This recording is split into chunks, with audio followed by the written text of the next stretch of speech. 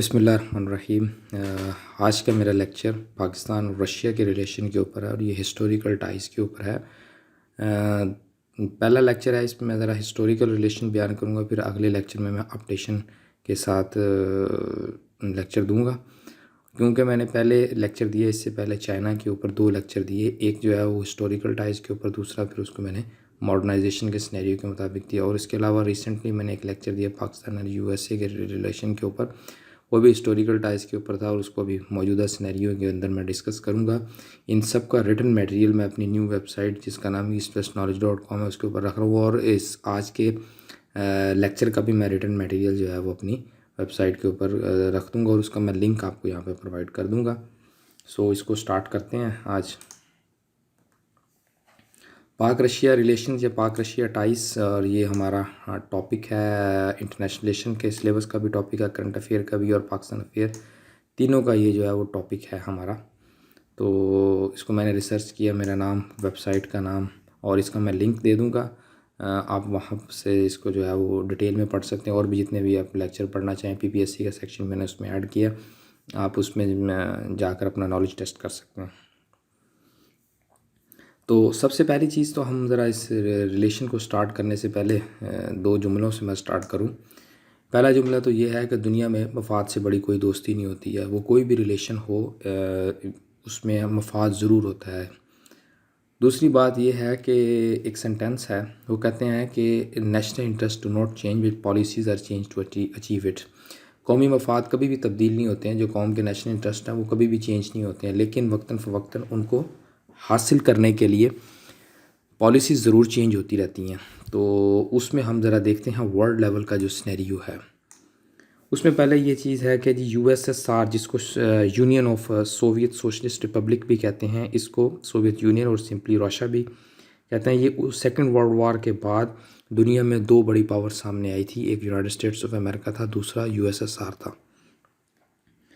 اور یہ 1991 میں ڈس انٹیگریٹ ہو گیا تھا، بریک اپ ہو گیا تھا اس کا۔ سوویت یونین کمیونسٹ گورنمنٹ تھی۔ کمیونسٹ گورنمنٹ ایسی ہوتی ہے جس کے اندر آپ انڈسٹری، اس کے علاوہ لینڈ اور فریڈم وغیرہ ہر چیز یہ ختم ہوتی ہے، یعنی کہ ریاست کے کنٹرول میں ہوتی ہے، پرسنل فریڈم نہیں ہوتی ہے، لینڈ ریاست کے کنٹرول میں ہوتی ہے، اس کے علاوہ انڈسٹری ریاست کے کنٹرول میں ہوتی ہے، یہ تمام چیزیں جو ہے وہ ریاست، اس کی اونرشپ، پرائیویٹ اونرشپ کا کانسیپٹ نہیں ہوتا ہے۔ اس کے مقابلے میں امریکہ کے اندر جو ہے وہ دوسرا سسٹم تھا جس کو ہم کیپٹلزم کا سسٹم کہتے ہیں، جس میں پرائیویٹ کا کانسیپٹ ہے۔ تو دونوں ممالک ایک سیپریٹ آئیڈیالوجی کے بعد دنیا کے سامنے وہ اپیئر ہوئے سیکنڈ ورلڈ وار کے بعد، اور دونوں کی ہی کوشش تھی کہ وہ ایک دوسرے کو پیچھے چھوڑ کر اپنا نظام دنیا کے اندر نافذ کر دیں۔ پوری دنیا میں one world system, one world global system ہونا چاہیے، چاہے وہ کمیونزم کے ساتھ ہو چاہے وہ کیپٹلزم کے ساتھ ہو۔ تو ایک وار شروع ہو گئی دونوں کے درمیان، جس کو سرد جنگ کہتے تھے، کولڈ وار۔ دونوں کنٹریز کوشش کر رہی تھی کہ وہ دوسرے نیشنز کو اپنے ساتھ ملا کر اپنا انفلوئنس دنیا کے اندر بڑھائیں، اور دونوں ممالک نیوکلیر پاور تھے، اور ان دونوں کے درمیان جو کولڈ وار چل رہی تھی، اور دنیا جو ہے وہ اس ہر وقت خطرے میں رہتی تھی کہ کہیں یہ کولڈ وار ہاٹ وار میں نہ تبدیل ہو جائے۔ ہاٹ وار ایسی وار کو کہتے ہیں جس میں دونوں ملک آمنے سامنے آ کر فائٹ کرتے ہیں، اس میں پراکسیز وہ نہیں بائی کرتے ہیں۔ اس کے علاوہ پاکستان، اس ذرا ورلڈ سینیریو میں آپ کو بتا دوں کہ پاکستان کی جو اسٹریٹجک امپورٹنٹ ہے وہ دونوں ملکوں کے لیے ہی بہت زیادہ تھی، رشیا کے لیے بھی، یعنی آئی مین ٹو سے سوویت یونین کے لیے، اور یونائٹڈ اسٹیٹس آف امریکہ، دونوں کے لیے ہی اس کی جو ہے نا وہ بہت زیادہ اہمیت تھی۔ اب دوسرا آتے ہیں کہ جی رشیا جو ہے وہ ان دا 20th سینچری ہے، سوویت یونین ان دا 20th سینچری۔ 1917 سے پہلے جس وقت ابھی رشیا کے اندر ریولوشن نہیں آیا تھا، تو رشیا جو ہے وہ ایک پور اور انڈر ڈیولپ نیشن تھی، اور ان کے بہت سارے لوگ جو ہے وہ پڑھے لکھے نہیں تھے اور پیزنٹس تھے۔ اس کے علاوہ وائڈ گیپ تھا between the few rich landlords and the masses living in poverty, غربت میں رہ رہے تھے لوگ۔ اس کے علاوہ رشیا نے جو ہے وہ ایک ہیومیلیشن سفر کی تھی بائی جاپان ان 1905، ان کو شکست بھی ہوئی تھی جاپان سے 1905 میں۔ اس کے علاوہ رشین گورنمنٹ کرپٹ تھی، اور اس کو جو ہے وہ پورلی لیڈ کیا جا رہا تھا۔ ڈیورنگ دا ورلڈ وار 1 اس کی آرمیز کو اچھا خاصا ڈریڈفل لاس ہوا تھا، وہاں پر فیمائن آیا تھا، اکانومک ڈپریشن ہوئی تھی، اور فائنلی جو ہے وہ لوگ جو ہے وہ ڈیسپریٹ ہو گئے تھے۔ پھر 1917 میں ایک ریولیوشن آیا، لوگ باہر آئے، اور زار کا زمانہ تھا، انہوں نے اس کی گورنمنٹ کو اوور ٹرن کر دیا، اور اس کے علاوہ اس کو پھر بلشوک ریولیوشن بھی کہتے ہیں، جو 1917 میں آیا تھا، اور اس کے نتیجے میں سول وار شروع ہو گئی تھی، پھر جس کو لینن نے کنٹرول کیا، اور وہ ملک کا کرتا دھرتا بن گیا، اور 1922 میں جو ہے وہ یہ USSR بنا، جس کو union of Soviet socialist republic بھی کہتے ہیں۔ کمیونسٹ کے اندر جو ہے وہ تمام انڈسٹری، زمین جو ہے وہ ریاستی کنٹرول میں آ گئی تھی، اور آنرشپ بھی ریاستی کنٹرول میں آ گئی تھی۔ اس کے علاوہ پرسنل فریڈمز پر ریسٹرکشن لگ گئی تھی، تمام پولیٹیکل پارٹیز بین ہو گئی تھی، صرف ایک ہی پارٹی تھی، کمیونسٹ پارٹی۔ اس کے علاوہ لینن کی ڈیتھ کے بعد جو ہے جوزف اسٹالن ڈکٹیٹر بنا رشیا کا، 1924 سے 1953 تک رہا، اور اس نے سوویت یونین پر رول کیا، اور اس کے کہتے ہیں ٹیریبل روتھلیس رول کیا اس نے۔ پھر during world war II Stalin نے جو ہے وہ مختصر سے پہلے یہ نازی جرمنی کے ساتھ اتحادی تھا، لیکن جس وقت 1941 کے اندر ہٹلر نے اٹیک کیا ہے USSR آپریشن باربروسا کے اوپر، تو USSR الائیڈ ہو گیا تھا اس کے ساتھ، برٹن کے ساتھ، اور USA کے ساتھ۔ جس وقت نازی جرمنی کو ڈیفیٹ ہوئی ہے 1945 میں، تو USSR نے کنٹرول کر لیا تھا ایسٹرن یورپ اور ایسٹرن جرمنی، وہاں پر کمیونسٹ گورنمنٹ کو انسٹال کر دیا تھا اس نے۔ اس کے علاوہ کمیونسٹ گورنمنٹ کو انسٹال کیا، اور دونوں ملکوں کے درمیان جو ہے وہ USA اور USSR کے درمیان ایک ٹربل کھڑی ہونا شروع ہو گئی۔ دونوں ملک کوشش کر رہے تھے زیادہ سے زیادہ ہم اپنے اتحادی بنائیں، تو اس ٹربل کا نام تھا کولڈ وار۔ تو اس کولڈ وار میں کے دوران پھر 1980 میں relation between the USSR and the west began to improve ہونا شروع ہوئے تھے۔ اس وقت ایک رشین لیڈر تھا میخائیل گورباچوف، وہ پاور میں آیا تھا 1985 میں، جب اس وقت کولڈ وار اختتام پذیر ہو رہی تھی، اور جو ہے وہ رشیا کے اندر فریڈم بھی بڑھ رہی تھی۔ اس کو کہتے ہیں glasnost for the Russian peoples. For the first time 1917 کے بعد اگر کمیونسٹ فلاسفی چیلنج ہوئی تھی، تو وہ تب شروع ہوئی تھی 1985 کے بعد یہ چیلنج ہونا شروع ہوئی تھی۔ پھر 1991 میں کمیونسٹ سسٹم فائنلی ریپلیس کر دیا گیا تھا، اور USSR بروک اپ ہو گیا تھا، اور رشیا جو ہے وہ کافی 15 سے 20 ریاستیں اس سے نکلی، جس میں سے 5-6 تو سینٹرل ایشین اسٹیٹ مسلم میں نکلی تھی۔ پھر اس کے بعد ایسٹرن یورپ کے اوپر بھی اس کا کنٹرول کم ہو گیا تھا۔ اچھا، اس میں اب ہم آتے ہیں کہ ریئل پولیٹک اینڈ پاکستان۔ یہ ایک ڈیفینیشن ہے ریئل پولیٹک کی، میں بتا دوں، یہ جرمن ورڈ ہے جس کو ہم یوز کرتے ہیں پریکٹیکل پولیٹکس کے لیے، جس میں جب آپ کسی ملک سے تعلقات رکھتے ہیں تو آپ اپنے ملک کے فنڈامنٹل پرنسپلس کو سامنے رکھتے ہیں، پریکٹیکل فنڈامنٹل پرنسپلس کو سامنے رکھتے ہیں، اور اس کے اندر جو ہے وہ آپ اپنی نیشن کی نیشنل انٹرسٹ کی پیروی کرتے ہیں، اور میٹیریل بھی دیکھا جاتا ہے، اور سیلف سیکنگ انٹرسٹ دیکھے جاتے ہیں۔ تو پاکستان کی کمٹمنٹ تھی اسلام، کیونکہ پاکستان اسلامک آئیڈیالوجی کی بنیاد کے اوپر وجود میں آیا تھا۔ اس کا مطلب یہ تھا کہ پاکستان کمپلیٹلی ہاسٹائل ہے رشین کمیونسٹ آئیڈیالوجی کے ساتھ۔ کمیونزم کا کانسیپٹ جو ہے وہ ریجیکشن آف گاڈ ہے، جس کو کارل مارکس، جو کہ اس کا فاؤنڈر بھی جس کو کہتے ہیں، اس نے کہا تھا کہ ریلیجن جو ہے وہ اوپیم آف دا میسز ہے۔ اس میں کمیونزم میں آپ ریجیکشن آف گاڈ ہوتا ہے، that was repugnant to all Muslims, مسلمانوں کے لیے تو وہ سارا قابل قبول نہیں تھا۔ بہرحال اس کے بعد پاکستان نے جو ہے وہ ایک فالوڈ کی policy of real politics. Pakistan نے قائد اعظم نے 1947 میں ہی وارن کر دیا تھا پاکستان کو کہ پاکستان کو اوائڈ کرنا چاہیے USSR کو ناراض کرنے میں۔ 1 مئی 1948 کو پاکستان نے سجیشن کیا کہ ہمیں کس ملک کے ساتھ زیادہ تعلقات بہتر کرنے چاہیے، کیونکہ دونوں ملک کی آفر کر رہے تھے، تو پاکستان نے جو ہے وہ سوویت یونین کی بجائے USA کو، یونائٹڈ اسٹیٹس آف امریکہ کو چوز کیا تھا، تو اس سے بھی پھر رشیا جو ہے وہ ناراض ہو گیا تھا، ہمارے تعلقات پھر خراب ہو گئے تھے۔ آپ کہتے ہیں جی cold war was responsible for Pak Russia ties. 1950 سے بیسیکلی تو ویسے 1947 سے صحیح کولڈ وار شروع ہوئی ہے، اور 1947 یا 1950 سے آن ورڈ کولڈ وار میں USA اور USSR ایک کرٹیکل پوائنٹ پر پہنچی ہے 1950 میں۔ تو USA ورڈ تھا کہ اگر پاکستان جو ہے وہ سوویت کے انفلوئنس میں آ گیا تو وہ یہ اس کے انٹرسٹ میں نہیں ہوگا۔ اب آتے ہیں کون سی رکاوٹیں تھیں جس کی وجہ سے ہمارے تعلقات رشیا کے ساتھ اچھے نہیں ہو سکے تھے۔ 1950 سے آنورڈ USSR نے شروع کر دیا increasingly support India over Kashmir and other issues. Kashmir Pakistan کا نیشنل انٹرسٹ تھا، اس کو انہوں نے ہمارے خلاف جو ہے وہ سپورٹ کرنا شروع کیا. انڈیا کو سپورٹ کر رہا تھا اور دوسرے معاملات پر یہ سپورٹ کر رہا تھا. ایک تو یہ وجہ تھی ہماری. دوسری وجہ یہ تھی کہ پاکستان نے جو ہے وہ South East Asia Treaty Organisation, جس کو ہم سیٹو کہتے ہیں، 1954 میں پاکستان نے جوائن کی. یہ اینٹی کمیونسٹ آرگنائزیشن تھی جس کو ہم امریکہ اور امریکہ کے اتحادی جو ہے وہ مل کر چلا رہے تھے تاکہ وہ کمیونزم کو جو ہے وہ روک سکیں، اس کے انفلوئنس کو روک سکیں. اس کے علاوہ پھر دوسری چیز یہ تھی کہ پاکستان نے ایک ڈیفنس ایگریمنٹ کیا تھا سوویت ایکسپینشن کو روکنے کے لیے.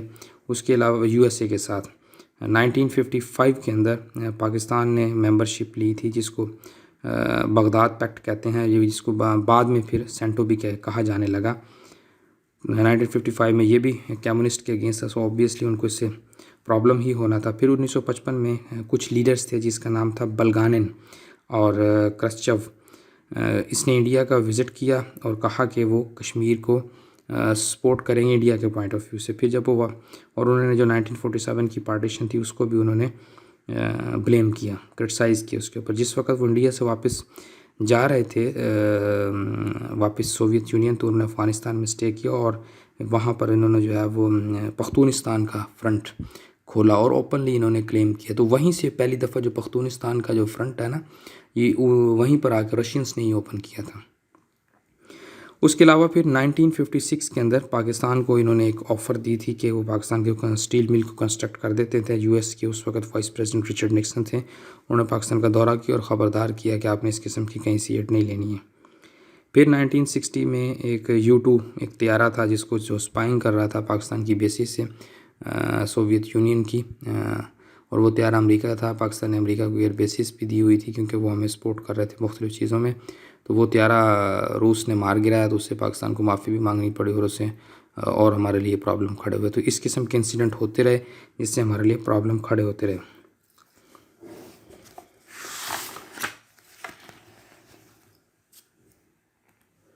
اچھا جی، اب آتے ہیں کہ ہمارے پھر تعلقات ایک ایسی دہائی آئی 1960 کے بعد ہمارے تعلقات جو ہے وہ دونوں کے درمیان اچھے ہو گئے. پاکستان کے درمیان سوویت یونین کے درمیان تعلقات اچھے ہو گئے. وہ کیسے ہوئے؟